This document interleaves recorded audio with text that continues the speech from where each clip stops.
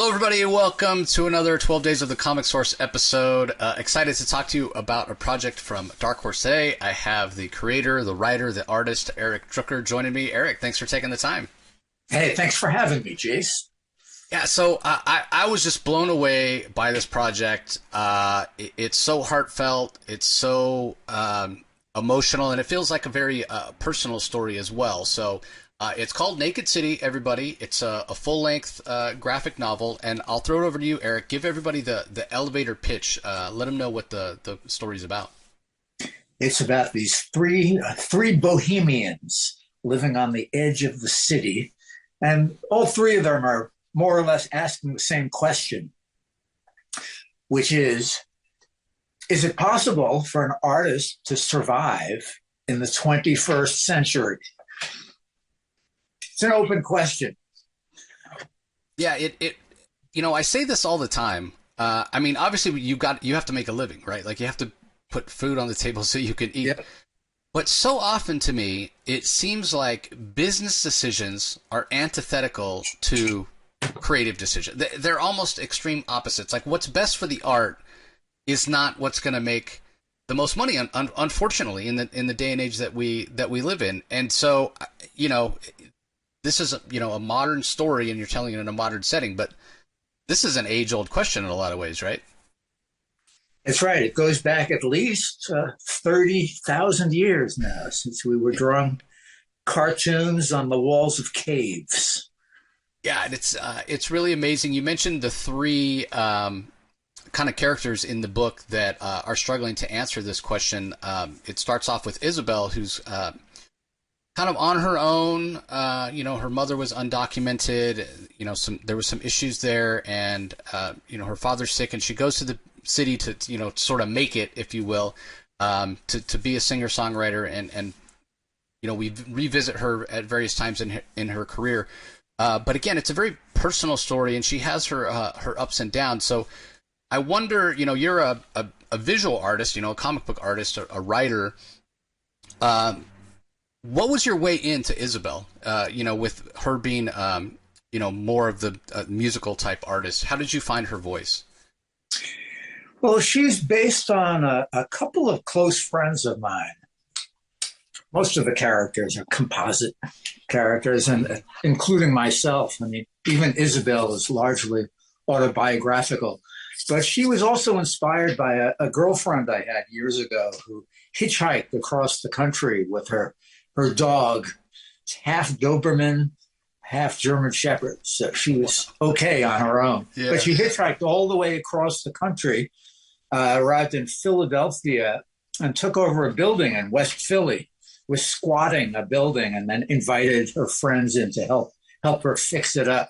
She was there for a while. That's when I got to know her. And then there was another girlfriend who was just a musician who started out busking on the street, playing on subway platforms and places like that until she was discovered. Right. Eventually, she realized that she was being ripped off royally by her manager, but she's continuing to perform to this day. But she's kind of a universal story of an artist who's, as you say, trying to make a living from their art, which I really don't see happening too much now with younger artists.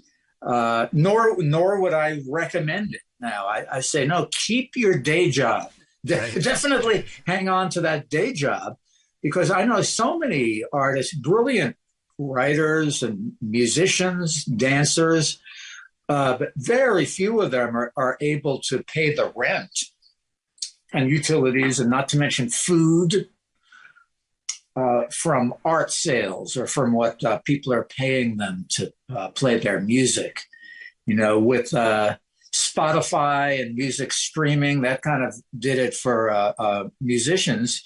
The musicians I know who are making a living from it are really doing it from touring. They're constantly performing live. Mm-hmm. They're simply not able to make a living just selling CD. Well, CD. Do they even still make CDs? Right. from royalties from streaming music, which I hear with, you make pennies each year. But this all goes into the mix for a story about just the struggling artists. Beyond that, it's really a struggle that just workers. Workers need to make a living, need to pay rent, need to pay for food. And artists are just workers. We like to kid ourselves into thinking that we're somehow the elite, or we speak somehow for the other workers, or artists are the antennae of the culture. And although that may be true in some ways, we tend to be for sensitive people some of the time. But at the end of the day, we have to, we're expected to pay the utility bills and all of these same things, just like everybody else. And needless to say, all workers are struggling now in the 21st century, whether they call themselves working class or middle class. We're all having a pretty rough time making ends meet. And in that regard, this is a universal story about people who are trying to make ends meet. One of them is a painter. One of them is a singer-songwriter, or trying to be, and one of them is a street dancer. Yeah, you're 100% correct. It's so much wealth in the hands of the very few, and the so-called American dream isn't what it used to be. And the other flip side of this is when we see some of the artists in the story have success, it's like, what compromises do you make from that? And we can extrapolate that out, even talking about, somebody who's just, a worker or whatever. You invent a widget that comes along, in the right place at the right time. And then you're one of the few that has the wealth. What are your, obligations, and what compromises are you having to make? It's almost like a situation with Isabel in the story where it's like, be careful what you wish for, because then you're not recognizable. You don't have control over your own art anymore. And that's something, that's a trap you can fall into as well, right? Yes, in that regard, Jace, this is a cautionary tale. Right. Because when Isabel does finally achieve some success, it happens very suddenly, and she becomes so successful, that is economically successful, that it's utterly disorienting to her. I mean, she's still quite young. How old is she? Do I even say? No, I don't think so. It couldn't be more than 18 or 19 when she hitchhikes to the big city, shortly after her father dies of I don't call it COVID in the story. It's just vague. Right. It's the plague. Mm-hmm.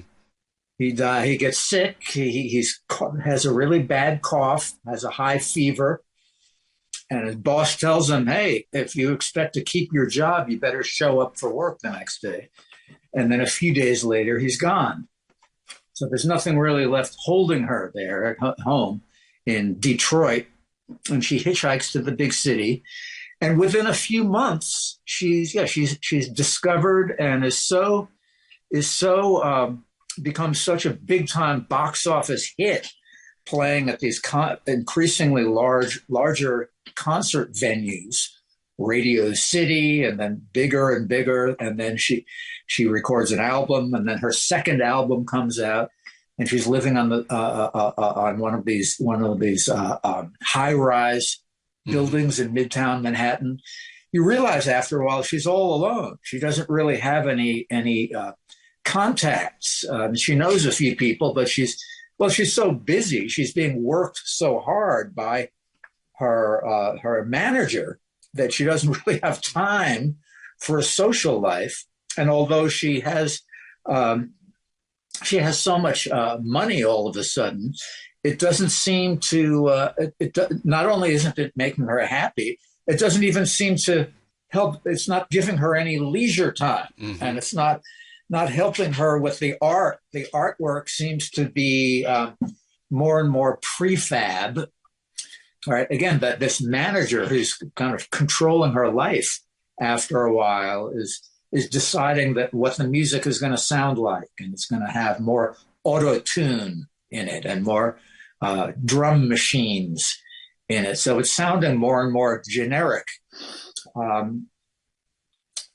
but this is seemingly what the public wants. I mean, she's up there with Taylor Swift or someone like Right. this, Yeah. or Beyonce. I mean, she's extremely.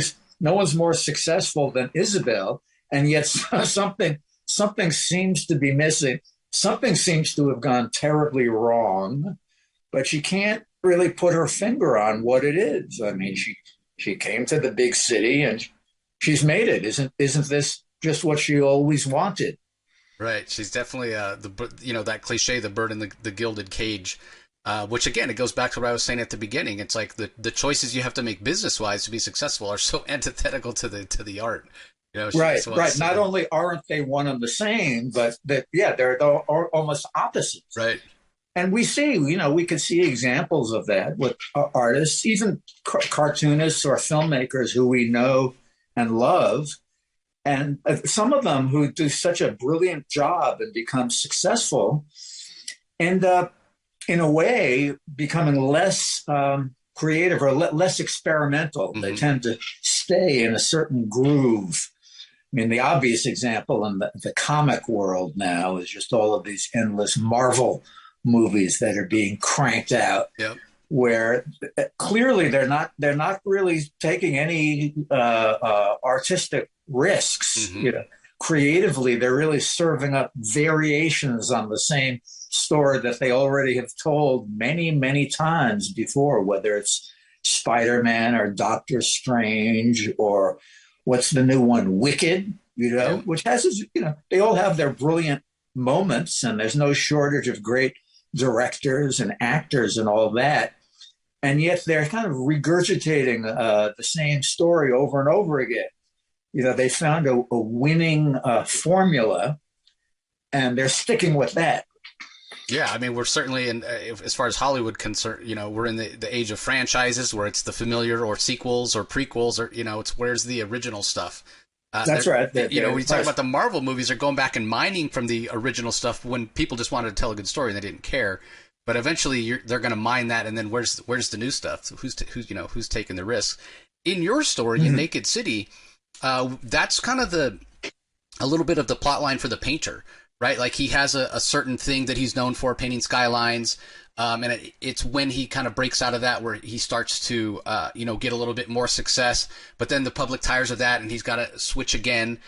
So that's a little bit of his journey. You want to talk about that a little bit? In a way, the painter's journey is parallel to Isabel, the musician's journey, although he's a good bit older than she is. And of course, she encounters him when she's desperate towards the beginning. She's not able to pay the rent. She hasn't been making money really to speak of her music beyond just passing the hat around. So she takes a job posing for this artist as an artist model, a nude model. And she gets paid fairly well for that, better than any of the other gigs she's been taking. And the painter seems pretty cool. At first, she's a little, her guard is up, when the first time she meets him. But he seems totally benign, and he seems sincere. He's shifting over from painting skylines and cityscapes. That's what he's famous for. He's painting images of the metropolis where he grew up. And of course, the painter is obviously the most autobiographical character in there.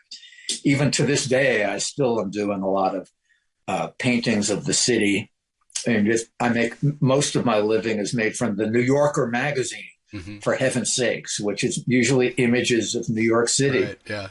Where I'm successful, but I'm just doing variations on different aspects of the city. Just last week, my most recent New Yorker cover was of Santa Claus. It's a seasonal cover, right? But he's coming out of the subway station. He's like walking up the steps of the IRT, right? So it always has a city theme, and I'm always trying to put a little spin on the ball.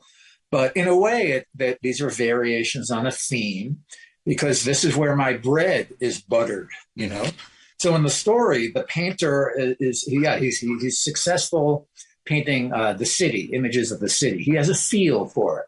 He was born and raised in the metropolis, but he's grown tired of it. He wants something where that he could something with a little more flesh and blood. The nude model. Ah, yes, yes. There's an ancient history of painting the nude that goes back to at least the ancient Greeks. He has a perfect rationale for it. And Isabel is right there, is his model, a very young, comely young model who does a perfect job as his muse. So that's how their relationship begins. Is she's hired by the painter, who we realize after a while has feelings for Isabel, but of course she's looking in this other direction. Isabel has already fallen in love with the street dancer. So there's a bit of a triangle, a triangular love affair going on in the background. But yes, what you pointed out, Jace, about just the parallel with the painter is also in this.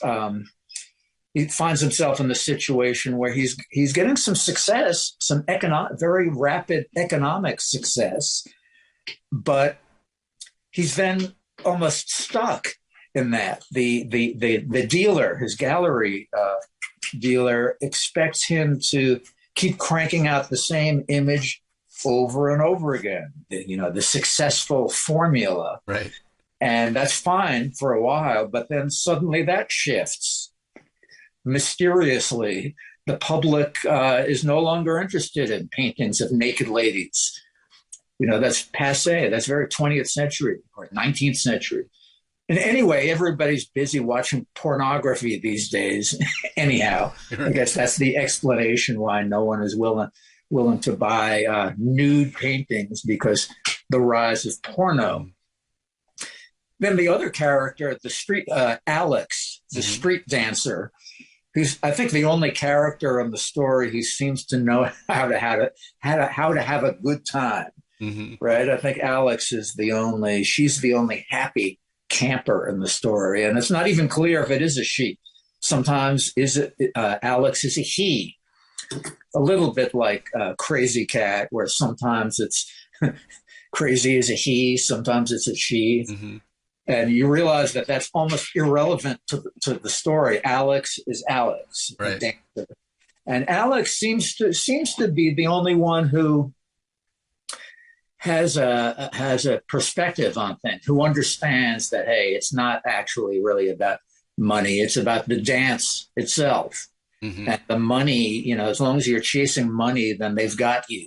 Then you're just a well-paid slave in effect. And that you are the money. That's what Alex says, which is something an old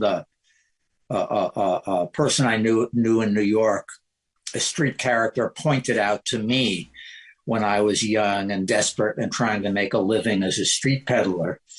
Pointed out to me once, don't worry about the money. You are the money. Right. Don't ever forget that. You think that money is some outside thing, when the value is really you and your labor and your creativity. And these are the only things that are going to make you happy and feel whole in the long run anyway. Yeah. Who's the other character? The only other major character we meet besides the gallery dealer and the corrupt music manager is the guy with the squeegee, the window washer. Yeah, and it's interesting because you're right. Alex does have what seems to be the most healthy or maybe realistic sort of perspective on things, and I think it's why they're able to just sort of navigate through life a little easier. They don't quite have the same ups and downs that the other characters have. But to your point of the window washer, that was an interesting perspective as well. Sort of almost a tragic figure, but bringing in another perspective, almost like a POV character for just the average person, right? Like for the reader to really say, hey, where do I fit in? How easy it is to be discarded and sort of chewed up by life and forgotten. which is unfortunately a lesson and an idea that a lot of people can relate to. So was that the reasoning beyond, for putting him in the story? Yeah. Well, I think, yeah, I like your interpretation, Jace. I think it is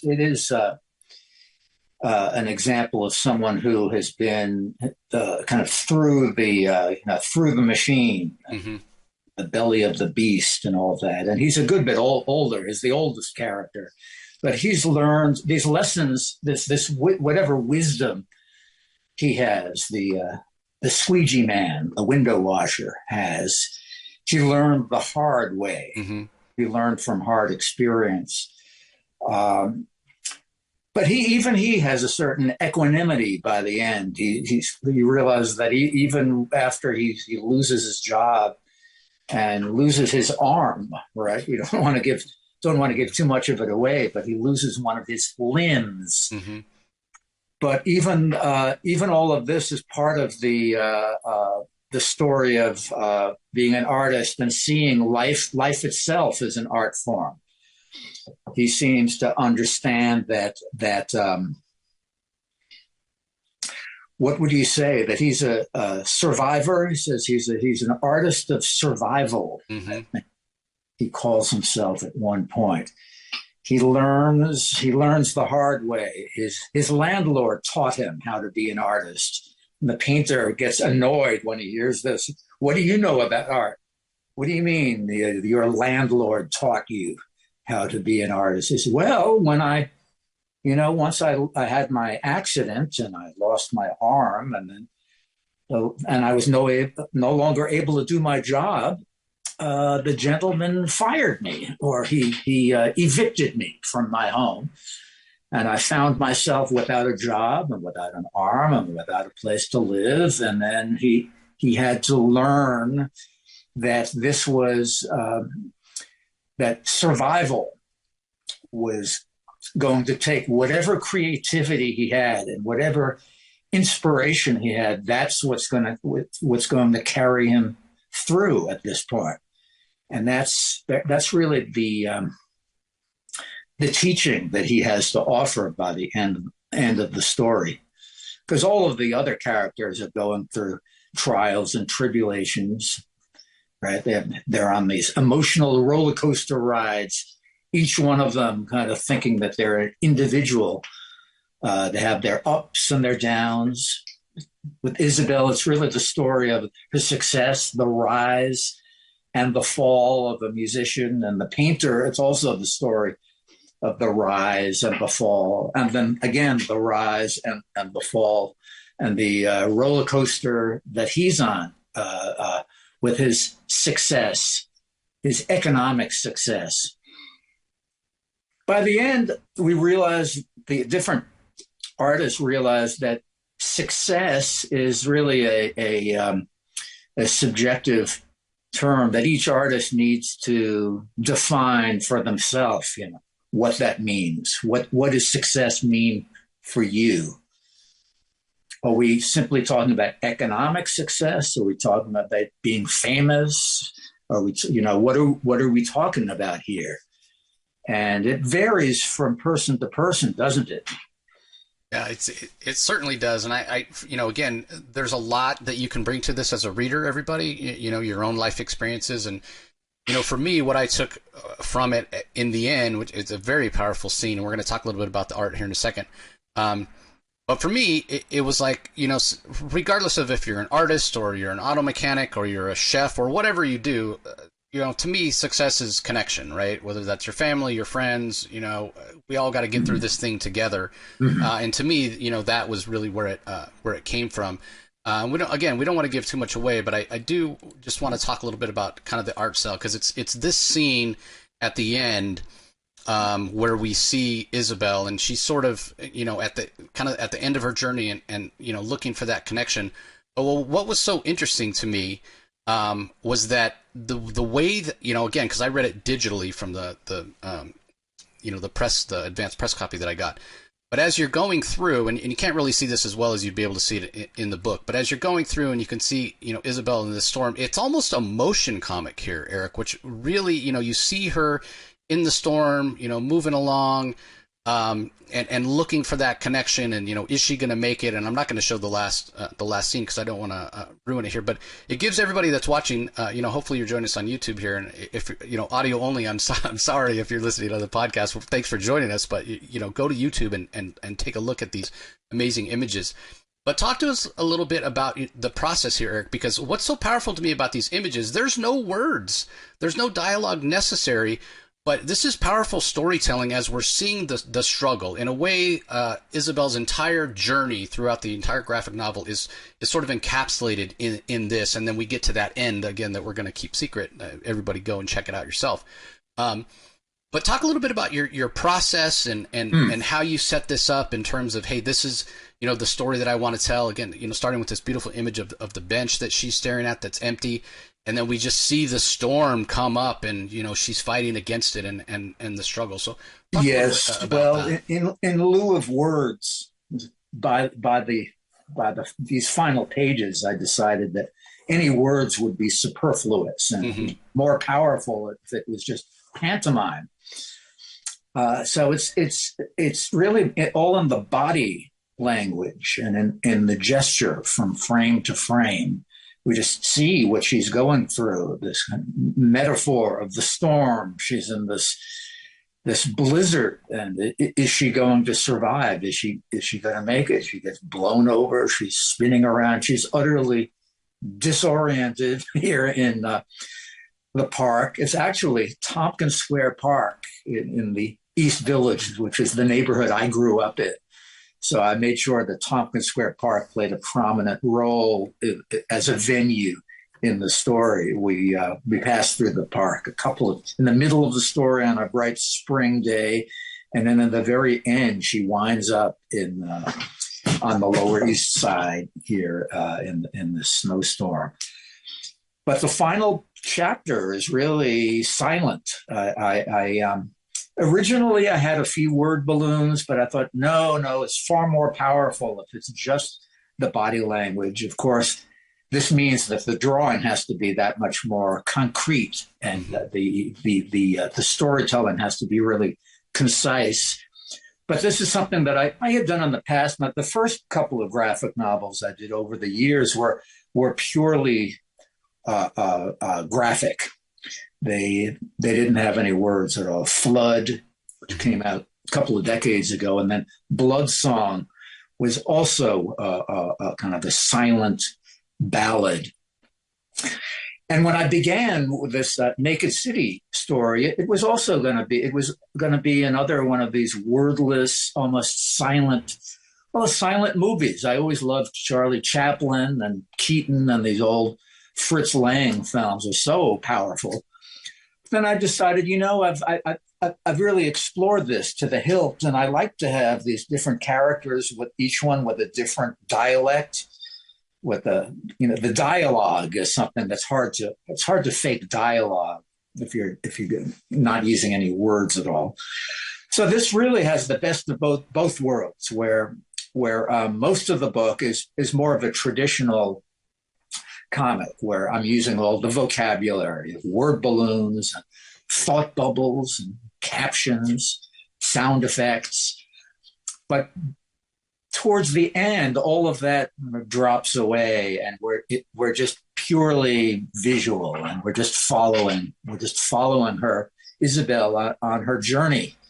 And it's a wordless journey. And yes, we're not going to give it away, but it's people have been telling me that they think that that's the most powerful, some of the most powerful storytelling in the whole book are the moments when there are no words at all, when we have pages and pages going by, and it's just purely visual, it's a purely graphic novel.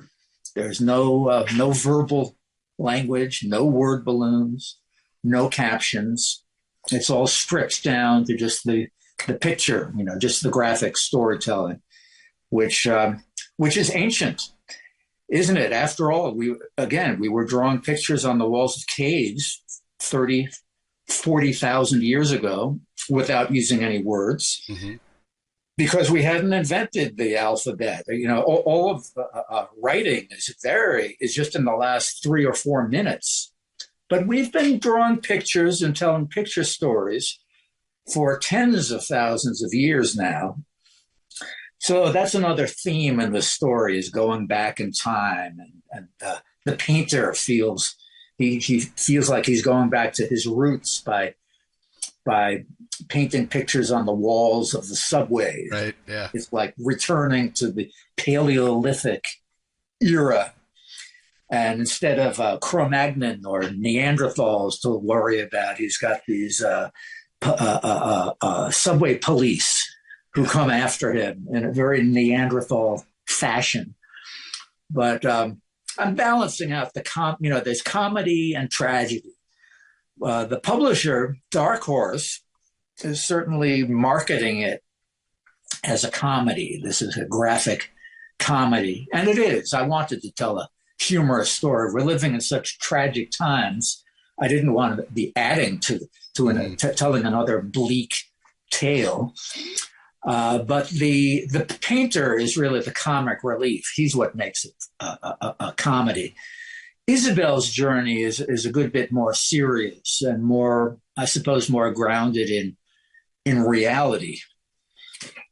As you mentioned, her mother is undocumented. Her mother, it turns out, we learn, is an illegal immigrant.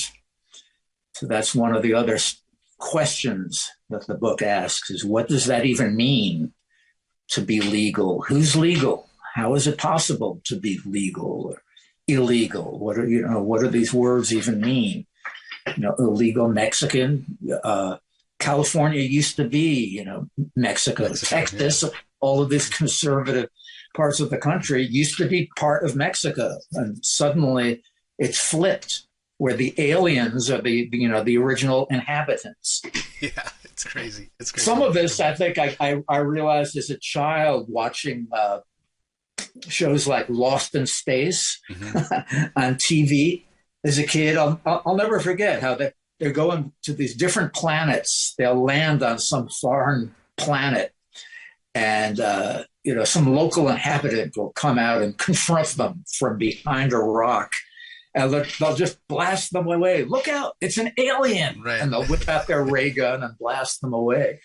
But I remember that's when it first occurred to me when I was 8 or 9 years old, is wait a minute, who's the alien here? Right. They're on someone else's planet.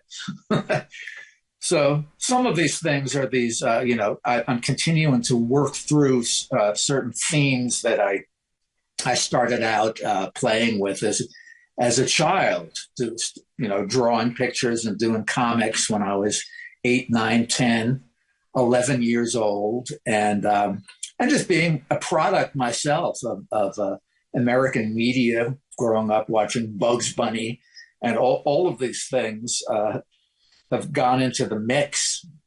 I think Alex, the street dancer in the store in Naked City, is very much inspired by Bugs Bunny, just in her attitude. Yeah, I could see that. She's a bit of a Weisenheimer. Yeah.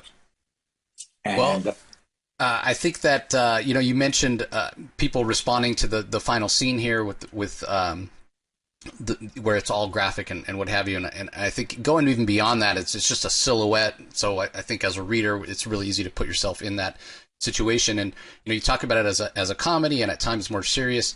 It does end on a hopeful note, though. I want to let everybody know, and I really encourage people to pick it up and check it out. It's a powerful story. It's a funny story at times. But really, at the end of the day, Eric, more than anything, I think this is a very human story because there's so many relatable moments, a lot of the ideas and themes that we're talking about here that people can relate to and apply to their own lives. So let's finish with this. Talk a little bit about the reception. It came out in October, and it's available now, everybody. You can go, your bookstore or comic store, order it, that sort of thing. But how has it been received? What are the things that you've heard? Well, it hit the stores a couple of months ago, and it's being extremely well received. I'm hearing, what's always fascinating is that each person you hear from has a different, tells you a different thing, but these are all been positive. some people don't even really feel it. It does. They don't process it as a comedy. They think it is not tragedy, but almost a like a journey, a human journey, a human story, as you said, which I suppose by the end it kind of is. But I'm disguising it as a comedy, as a comic book, right, or as a 300-page graphic novel. But that's one of the things I love about graphic novels is superficially it looks like a comic book, which typically is funny or lighthearted, panels and characters and heroes and villains with thought balloons and word balloons. But the story could be about anything you want. It could be as deep, as metaphysical as you want it to be. Comics is really just a medium, just a storytelling format where you're getting best of both worlds, the words and the pictures. And I think in that regard, people are enjoying it. It's going over well with the public because everyone sees themselves in it. It's a universal story in that regard. We have these very distinct characters, these bohemian characters, but people seem to relate to one or the other of the characters. Each one is really just trying to make ends meet, really trying to survive. But not just economic. It's not just survival in terms of paying the rent and paying food. They're trying to survive as their souls, keeping their souls intact as humans. That's that turns out that's not such an easy thing, right? As we get older and decades go by, I think, well, I'm still here, I'm still surviving, but if we feel like something's missing, well, maybe we're not really surviving, or we've allowed a part of ourselves to die, or the culture, society itself is killing off one part of our personality just so that another part can survive, and these are, I would say, are urgent questions, especially nowadays.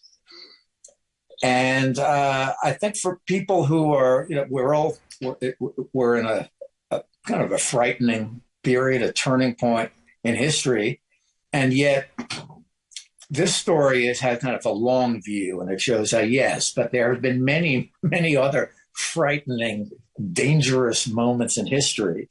And one of the ways that people got through it was through using their imaginations, their creativity, and how the arts and even humor, comedy, isn't really that funny. Humor is a survival mechanism for different. If you look at which ethnic groups particularly have raised comedy to a high art form, like African Americans, Jewish people, the Irish, you realize that comedy is really a way of survival, a way of looking at a tragic situation, but looking at it from a different angle, a little bit more of a creative angle.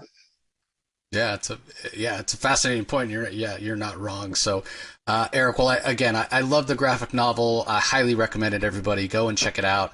I'll put a link in the show notes where you can go to Dark Source website and check it out.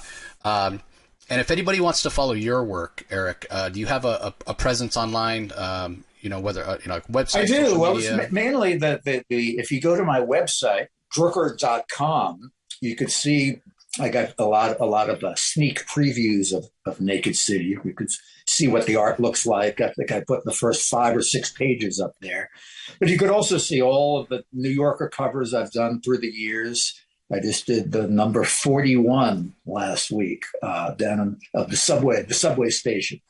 You could just see a lot of the images may look familiar to you because you may have seen them on street posters and CD covers over the years.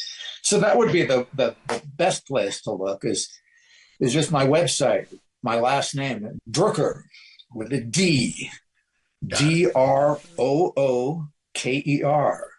Yeah, and I'll put a link. Drooker.com. Yeah, There's a lot of stuff to look at there. Great. I'll put a link in the show notes for Eric's website as well. Jay. So yeah, if you're having trouble finding it, just go and click there. Yeah, and I do the social media. I do somewhat. Instagram I like because it's all about images. Images, right? I could just keep uploading those images every couple of days, and there's always something fresh to look at. Yeah, fantastic. Well, I'll put a link again to the website as well as the Instagram in the show notes, everybody. So you can go and click there. So, Eric, again, I loved it. It was fantastic. Highly recommended, everybody. And thanks for taking the time to join me and talk about. Thank you, Jace. I appreciate that. I feel like we kind of got into the subject matter with some depth. Yeah. I appreciate that. Yeah, love doing that. So. Eric and I want to wish everybody a healthy and happy holiday season as well. We really appreciate you joining us today, and we'll talk to you next time. Yeah, and these shortest days of the year. Exactly. I say all power to the imagination. If anything's going to save us, it's our imaginations. We got to start using our imaginations full time. Yeah, I agree. That's a great sentiment to end on. So again, thanks everyone for joining us.